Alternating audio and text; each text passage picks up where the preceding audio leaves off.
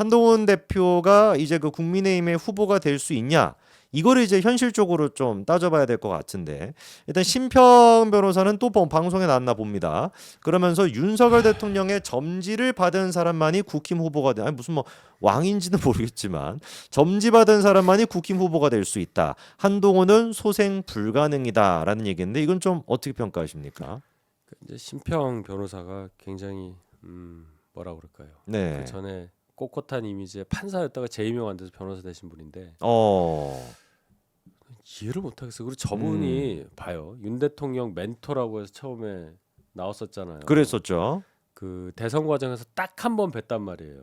이분이 윤석열 대통령을 딱 한 번 만난 거 하나 있어요. 그 이후로 멘토라고 지칭이 돼서 어. 정권 초반에 뭐 몇 번 뭐 소통이 있었던지 뭔가 윤 대통령과 대화가 있었던지 이런 걸 인용해서 막 얘기하셔가지고 막 언론들이 막 신평 뭐 물어보다가 대통령실에서 공식적으로 얘기했잖아요. 멘토 없다고. 아니다. 네. 멘토가 아닌 거잖아요. 그렇죠. 교류가 없는 거 아니에요. 그러면 뭐 굳이 멘토 아니라고 말할 필요도 없는데 거기까지 얘기했다면 윤 대통령과 관련이 없는 사람으로 이제 우리는 치부하는데 그 다음부터 다 틀리잖아요. 지금까지 맞은 적이 없었어요. 그 이후로는. 아 그러대요. 네. 네. 다 틀리네요. 이상한 말씀만 하니까. 네네. 그러면 이것도 저희가 반대로 생각하면 되겠네요. 반대로 해석하시면 네. 반대로. 아니 이건 제가 논리를 세운 건데 뭐 일부러 그런 거 아니고 제가 저 화요일 날도 말씀드렸지만 네네. 국민의힘 지지층에서 차기 대선 후보로 누구를 원하냐고 물어봤을 때 네네. 뭐 누구 몇 프로 나오지만 없어 30% 몰라 7% 네네. 이게 지난주 갤럽 조사 결과라고 했잖아요. 그렇죠. 37%가 의견을 얘기를 안 했단 말이에요. 100명 중에 37명이 이렇게 했단 말이에요. 네네. 그 다음에 그 전주에는 35가 그랬어요. 그러니까 30이 넘는다는 얘기예요. 그렇죠. 그럼 이 사람들이 왜 없다고 그러고 모른다고 하느냐? 이유는 탄핵의 결정 내용을 모르기 때문에 그거 보고 결정하자고 생각할 가능성이 높다는 거예요. 그렇죠. 민주당 지지층에서는 없음 모름이 15%밖에 안 돼요. 그럼 한 20 정도 높은 거잖아요. 그렇죠. 이 사람들이 도대체 왜 그러느냐? 자, 탄핵이 기각될 거야. 윤 대통령이 복귀할 거야라고 생각하는 사람들이 의사표시 안 하고 기다리겠어요? 아니죠. 김문수 찍죠. 아니죠. 그렇죠. 의사표시를 했을 거란 말이에요. 그렇죠.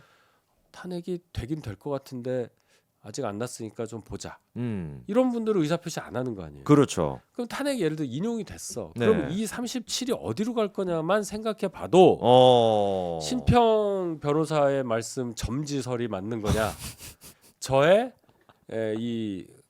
저만의 논리가 맞을 거냐? 네네. 여러분들이 한번 생각해 주시면 좋겠습니다. 저도 틀릴 수 있으니까. 그렇죠. 근데 지금 말씀 다시 한번 저희가 중요한 얘기를 해주신 게 지난주 갤럽 조사 같은 경우도 아무도 지지하지 않는다라고 얘기한 사람이 30%가 넘는다라는 37. 거.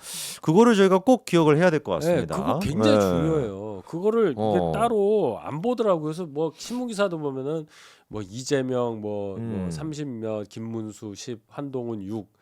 뭐 홍준표 5, 오세훈 4 변함없다. 지금 대선하면 다 질 듯. 뭐 이런 거 아니에요. 다 그런 식이죠. 그것만 보냐고. 세부 지표가 있잖아요. 일단 경선을 통과해 후보가 되는 거고 후보가 돼야 그렇죠. 뭐 되든 말든인데 그렇죠. 우리는 후보가 누가 될지를 모르니까 점지 뭐 나오잖아요. 네네. 그러니까 후보가 누가 될지를 조금이라도 정확하게 예측하기 위한 논리를 제가 한번 제공해 드린 겁니다. 있는 자료로. 그러니까요. 37%는 분명히 지금까지 아무도 지지하지 않고 있는 상태이기 때문에 내일 또 나와요. 갤럽 내일 또 나와. 벌써 금요일이네요. 내일. 내일 또 보자고요. 다른 거 보시지 마시고 그 뭐 중앙선거관리위원회 뭐 무슨 홈페이지인가 가면은 로 데이터가 떠요. 그 요만한 표가 하나 있어요. 거기 뭐 국민의힘 지지층 쫙 이렇게 딱 나온다고. 네네. 그거 뭐 없음 모름이 제가 올 때 또 비슷해요. 그러면은 그 사람들이 과연 지금 상태에서 김문수를 지지하지 않는다. 라고 대답하는 사람들인데 그로는 안 가겠지. 그렇죠. 그 사람들이 왜냐면 김문수를 지지하시는 분들은 다 김문수라고 대답을 하고 있을 겁니다. 그럼 예. 대통령이 무슨 탄핵이 돼? 그러면서 그걸 갈 거란 말이야. 그렇죠. 그러면은 37% 정도 되는 사람들은 대통령이 탄핵되고 난 뒤에 분명히 제가 봤을 때는 한동훈 대표로 올 가능성이 높아 보이네요. 그렇죠. 그렇기 때문에 지금 상태에서 뭐 한동훈, 오세훈, 홍준표가 비슷하게 나온다. 김문수가 1등이다라는 얘기는 탄핵 전이기 때문에 별로 의미가 없는 그런 얘기네요. 예. 야, 근데 그 상태임에도 불구하고 한동훈 대표가 시간이 가면 갈수록 지지율이 오르고 있는 건 사실입니다. 지금 그래서 2등을 하고 있는 상태긴 한데 그러면은 이거는 좀 어떻게 보십니까? 60일 동안 어쨌거나 대선 레이스가 펼쳐지다 보니까 시간이 굉장히 좀 적어가지고 강성 지지층의 분노를 사그라뜨릴 뭔가 좀 여유가 없지 않나 이런 좀 지적이 있거든요. 그래서 강성 지지층이 도대체 몇 프로가 되느냐라고 생각하는 것도 근거를 한번 드린 적이 있잖아요. 구로구청장 선거, 구로구청장 재보궐선거 관련한 여론조사에 보니까 네네. 국민의힘 지지층이라고 한 사람들의 27%가 자유통일당 후보를 찍더라. 어. 왜냐하면 그 선거에 지금 저희 당이 공천을 안 했거든요. 네네. 그러니까 그분들이 결국은 극우라고 강경 보수라고 볼 수 있는 최대치라고 제가 생각한다고 그랬잖아요. 네네. 그렇다 하더라도 그럼 그분들이 우리 당 후보가 있는데 자 자유통일당 우리 당 후보가 저희 당 후보가 없으면 자유통일당이라고 찍겠어라고 생각하는 사람이 네네. 자 저희 당 후보가 있는데 그게 한동훈이야. 어. 그럼 에이 모르겠다.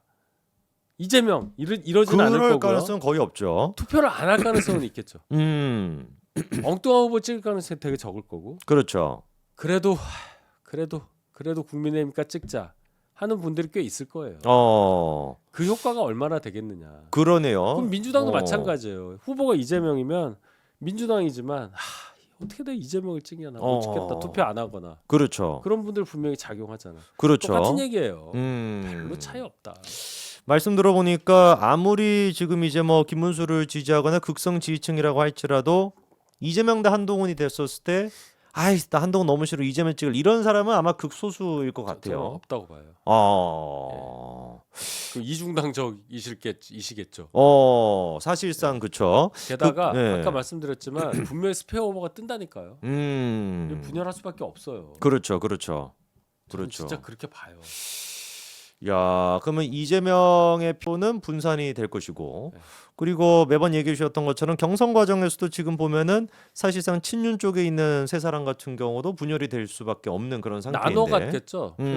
나눠 갖게 되는. 나눠 갖는단 말이에요. 그러니까 이제 저희 룰이 항상 말씀드리는 4명까지 최종 올려서 네. 한 명을 이제 후보로 뽑는 과정인데 어떻게 하든 1대 다가 된다면 1대 3이에요. 1대 3의 구도인데 이 3에 해당하는 사람들이 어떤 분포를 갖고 있느냐가 중요할 텐데 네네. 일단 요 3이 네.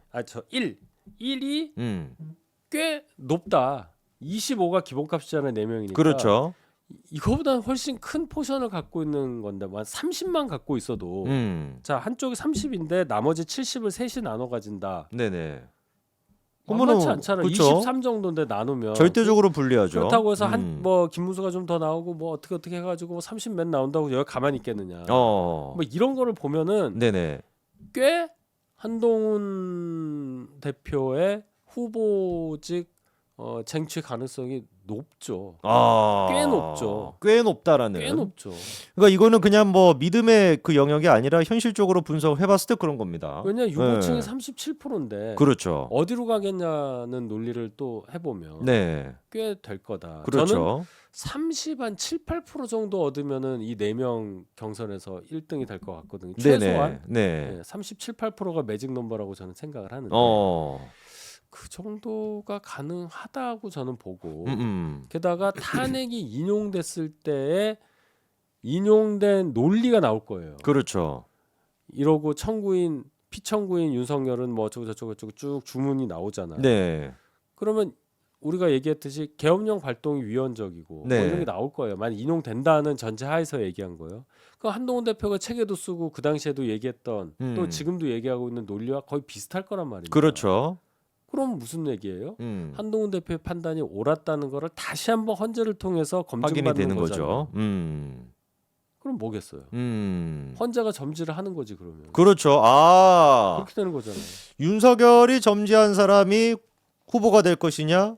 헌재가 점지한 사람이 후보가 될 것이냐? 인용이 되면요. 어. 그래서 그 헌재 인용 논리와 비슷하거나 같거나 뭔가 그쪽 논리를 계속 흔들리지 않고 얘기했던 사람이 후보가 될 가능성이 높은 거죠. 논리적으로 그렇죠. 그렇잖아요. 그렇죠. 헌재에서 판단을 내린 건데 국민들이 그걸로 따라갈 거 아니에요. 그거를 만약에 헌재 판단을 부정하면 이거 완전히 이제 그 구구가 되는 겁니다. 그렇죠. 그런데 네. 예를 들어서 홍준표 시장처럼 헌재 정신 차려라 그러고 오세훈 시장처럼 헌재 뭐 어쩌고 저쩌고 공격하고 네네. 뭐 다른 후보들 다 지금 그런 얘기 하잖아요. 그렇죠.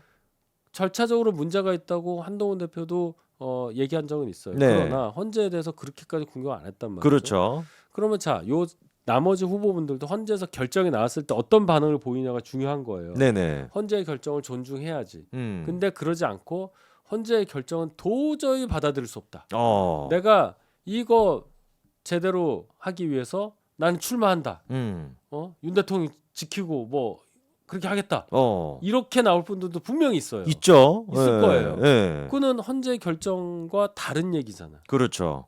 그걸 어떻게 평가를 할 거냐 국민들께서. 일반 국민들과 중도층에 있는 사람들 그리고 상식적인 보수인 분들은 다 평가를 하실 수밖에 없을 겁니다. 그러면은 저희 이번에 원희룡 전 장관이 어제 갑작스럽게 이제 또 입장을 냈습니다. 기자회견 같은 거를 좀 해가지고 의대 정원 문제에 대해 가지고 입장을 좀 냈는데 원희룡 전 장관의 그 파급력은 좀 있을 거라고 보십니까? 어떻게 보십니까? 일단 원희룡 장관이 네. 조기 대선이 있을 경우에 출마 의사가 있는지를 확인하는 게 굉장히 중요하다고 봅니다. 출마 의사 있지 않을까요?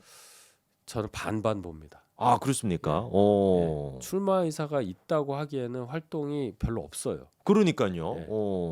그리고 준비를 많이 해야 되잖아요. 솔직히 얘기해서 조기 대선이기 때문에 그렇죠. 이게 선거 딱 되는 순간 2달 안에 있어 버리는 거고 경선은 바로 들어가는 거기 때문에 지금 명시적으로 움직임이 있어야 돼요. 그러네요. 네, 근데 뭐 있을 때마다 이렇게 띄엄띄엄 나오시는 거 보면 아닌 것 같아요. 그러면 뭘 생각하는 거죠? 서울시장 생각합니까? 모르겠어요. 숨을 좀 고르시는 느낌이고 아니면 저희 당의 후보가 되시는 분과 뭔가 같이 할 생각으로 그렇게 생각하실 가능성이 있죠. 그러면 그 사람은 한동훈은 아닐 거잖아요. 그럼 모르죠. 그럴 수도 있습니까? 한동훈 대표가 만약에 당 대선 후보가 됐는데 예를 들어 손을 잡자 하고서는 우리 같이 정권 다시 이어가지고 하고 그때 이런 역할도 우리 저 원 선배님 하시고 이럴 수 있는 거잖아요. 정치라는 게. 정치는 그렇죠. 예를 들어 다른 분이 후보가 됐다고 쳐도 뭐 당연한 거 아닙니까? 그러니까 이제 좀 넓게 볼 수 있는 건데 본인이 원 장관님 본인이 출마하시냐 여부를 물으신다면 네. 저는 개인적으로 아닌 것 같아요. 나간다라고 하기에는 너무 지금 활동이 없다. 게다가 네네. 김문수 장관이 지금 국힘 지지층 중에 1등이라고 여론조사 계속 나온 지가 벌써 2-3달 됐는데 네네. 2달 넘었죠. 막상 탄핵 인용이 돼서 출마를 하신다고 할 경우에는 이제 장관직부터 사퇴하고 등록하고 뭐 이렇게 하는 거잖아요. 그렇죠. 근데 이게 그럼 지금부터 뭔가 있어야 돼요 움직임이. 김문수 장관도 그렇잖아요. 그렇죠. 이게 60일 안에 해야 되는 거고 당 경선 바로 시작되는 거니까. 그렇죠. 하다못해 PC라도 사놓고 책상이라도 들여놓고 뭘 해야 된단 말이에요. 그렇죠. 근데 지금 현직 장관이기 때문에 아무것도 못 하고 있는 거예요. 그러네요. 못 하고 있는 것도 있고 안 하고 계신 것도 있어. 도리가 아니니까 그분이 그렇게 꼿꼿한 면이 있어요. 그러니까 실제적으로 그럼 이게 가능한가 물리적으로 그렇잖아요. 그러네요. 근데 출마 선언도 어디서 해야 될 거고 다 준비해야 되거든요. 출마 선언 장소, 출마 선언 메시지, 토론 준비, 뭐 정치, 경제, 사회, 외교, 문화 뭐 다 답해야 되는 거고. 복지도 관련하고 정책이 뭐예요. 그렇죠. 이 현안은 어떻게 생각하세요. 그다음에 이제 네거티브 대응. 과거에 뭐 소방관이랑 전화한 거 이거 뭡니까? 정광훈이랑 뭐 이거 뭡니까? 그런 거 다 준비해야 되잖아. 그렇죠. 토론 얼마나 세게 할 거예요. 그럼 무슨 팀이 있어야 되는 거예요, 그러면. 근데 그런 게 지금 전혀 없다는. 움직임이 그러니까 김문수 후보 지지하겠다고 김문수 장관 지지하겠다고 모인 분들이 있는 건 알겠는데 그 모인 분들이 지금 이런 준비까지 하고 있는지는 뭐 방송 토론 팀이 있거나 그렇게는 안 보이거든요. 그러니까요. 아까 댓글창에서 원희룡이 전한길 씨와 밥을 먹었다. 부산에서 뭐 이런 얘기야 지금 국밥을 먹었다라고 하는데. 배고프셨나 보죠. 아니, 너무 저 네네. 죄송합니다. 제가 이래요. 아니 식사 때가 됐으니까 식사를 네네. 하신 거고 큰 네. 의미는 전환길 뭐 아니 솔직히 전환길 네. 씨가 뭔데 자꾸만 저는 이해를 못 하겠어요. 얼마 전에 국회 와서 막 옆에 뭐 윤상현 나경원 두 의원 막 있고 뭐 이렇더라고요. 아, 그렇습니까? 예, 그런 뭐 토론회인가 뭔가 한 것 같던데. 네네네. 저 정말 이제 정치가 이러면 안 된다고 봅니다. 맞습니다. 참 지난번에도 한번 전한길 씨에 대해서 저희가 한번 말씀을 드린 적이 있는데